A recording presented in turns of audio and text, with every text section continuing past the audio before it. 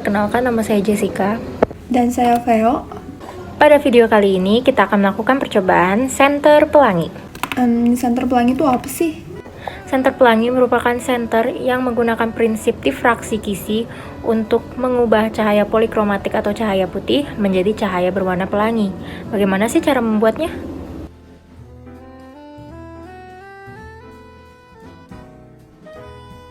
Badan dari senter pelangi yang kita buat terbuat dari karton duplex, di mana satu kesatuan dari senter pelangi terdiri dari 3 bagian. Bagian pertama merupakan bagian yang paling dalam, yang terdiri dari high power LED 5W dengan alas persegi berukuran 4,8 x 4,8 cm dan panjang 10 cm. Kemudian untuk bagian tengah terdiri dari potongan DVD-R berukuran 3 x 3 cm dengan alas persegi dengan ukuran sisi 4,3 cm x 10 cm. Kemudian untuk bagian bagian terluar yang terdiri dari lensa cembung berfokus 4 cm dengan alas persegi bersisi 5 cm dan panjang 10 cm. Nah, tujuan dari percobaan ini dilakukan adalah untuk mengetahui apakah penggunaan lensa cembung berpengaruh terhadap cahaya pelangi, kemudian untuk mengetahui apakah lensa cembung dapat mendifraksi semua cahaya putih, dan tujuan ketiga adalah untuk mengetahui pengaruh perubahan posisi lensa dan kisi terhadap cahaya dari senter pelangi. Terdapat 3 percobaan yang telah kita lakukan, di mana percobaan pertama untuk mengetahui besar variabel tetap yang nantinya akan dipakai untuk percobaan batch 1 dan batch 2. Berikut adalah variasi variabel yang digunakan pada percobaan awal. Pada percobaan awal yang telah dilakukan, didapatkan bahwa sudut perbesaran atau sudut theta yang paling besar adalah jarak kisi ke lampu sejauh 3 cm. Oleh karena itu, pada percobaan kedua, variabel tetap yang digunakan adalah jarak kisi ke lampu sejauh 3 cm. Kemudian untuk percobaan B1 dengan variabel tetap dari jarak lensa ke layar sejauh 5 cm, jarak kisi ke lampu sejauh 3 cm, serta variabel bebas dengan jarak lensa ke kisi sejauh 1-7 cm.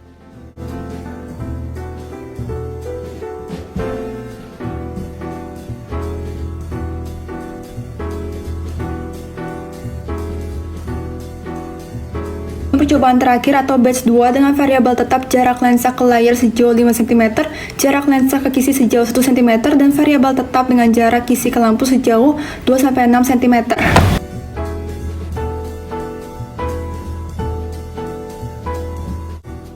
Sebelum lebih lanjut ke percobaan, aku mau jelasin lebih dahulu cara kerja dari senter pelangi. Pertama-tama kita hubungkan terlebih dahulu kabel yang ada pada senter pelangi ke power supply dan kita atur agar power supply menghasilkan arus sebesar 3 volt.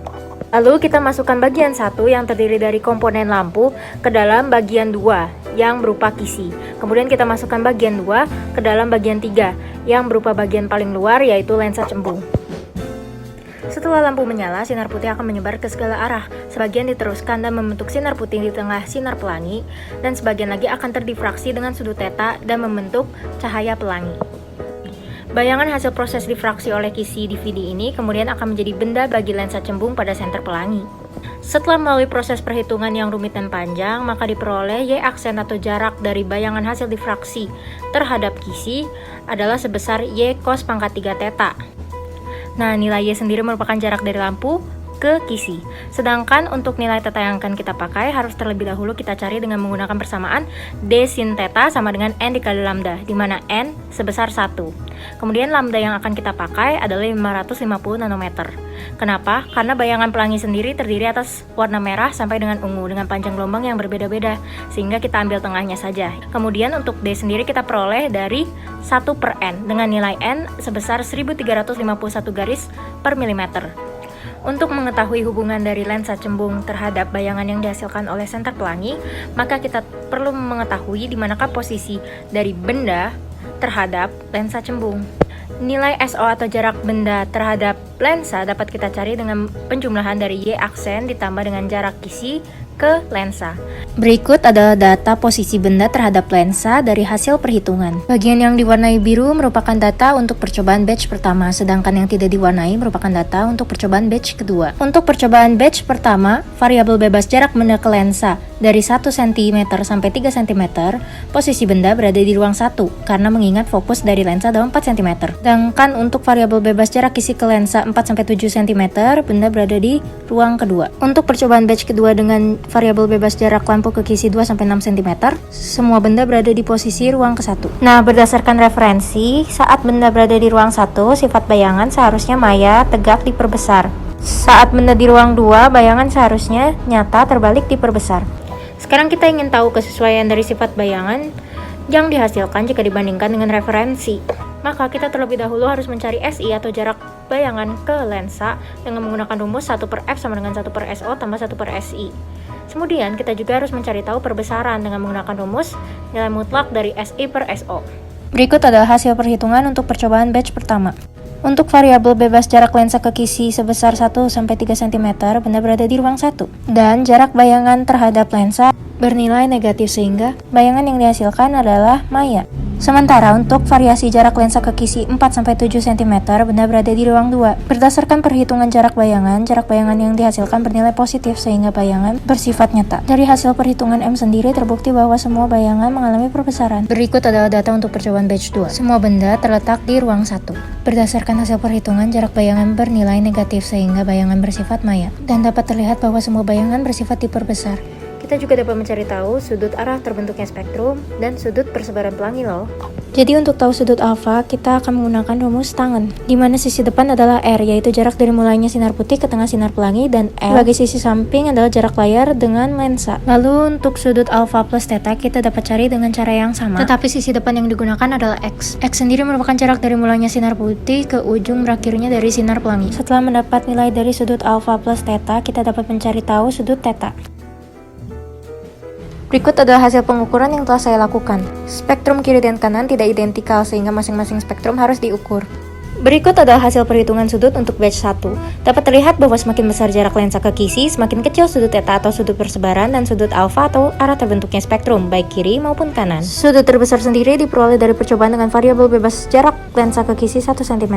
Untuk batch kedua, sudut theta terbesar diperoleh dari variabel jarak kisi ke lampu dengan jarak 3 cm. Dari variabel bebas 3-6 cm dapat terlihat hubungan, yaitu semakin besar jarak kisi ke lampu, semakin kecil sudut persebaran.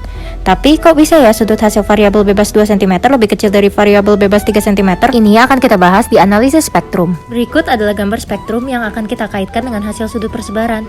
Nah, bisa terlihat kan kalau bayangan dengan sudut theta paling besar menghasilkan persebaran spektrum paling lebar, dan makin kecil sudut theta makin sempit persebaran spektrum. Nah, kalau kita kaitin sama sifat bayangan lensa yang di awal, bayangan dari benda ruang 1 lebih lebar, sedangkan bayangan dari benda ruang 2 lebih sempit. Dapat dilihat juga warna dari spektrum benda ruang 1, gambar A sampai C warnanya lebih lengkap, sedangkan untuk benda ruang 2, gambar D sampai G, semakin jauh letak benda dari lensa, semakin sedikit warna yang terlihat. Misal pada gambar F dan G, warna merah dan kuning sudah hilang. Nah, untuk batch 2 kalau kita lihat sama ya kurang lebih, semakin besar sudut theta, semakin lebar juga spektrumnya. Semakin kecil sudut theta, semakin sempit juga spektrumnya. Kemudian, kok bisa sudut theta variabel bebas 2 cm lebih kecil dari 3 cm? Nah, kemungkinan besar itu terjadi karena ketidaktepatan pengukuran. Karena kalau kita lihat pada gambar A, spektrum pelangi sudah terlalu menempel dengan sinar putih di tengah. Ini akan memengaruhi nilai R dan X yang akan berpengaruh pada nilai dari sudut theta maupun sudut alfa. Kalau kita tinjau dari hasil perhitungan sifat bayangan, semua bayangan ini kan dihasilkan dari benda di ruang 1. Dan semakin dekat benda ke titik F, semakin samar bayangan pelanginya. Seperti di gambar E. Mengingat sifat bayangan untuk benda di titik F memiliki perbesaran tak hingga, sehingga kemungkinan bayangan tidak tertangkap ke layar. Serta karena benda di ruang 1 bersifat maya, sehingga kalau kita bandingkan dengan benda di ruang 2 yang sifatnya nyata, spektrum benda ruang 1 akan lebih kabur dari spektrum benda ruang 2 yang lebih jelas.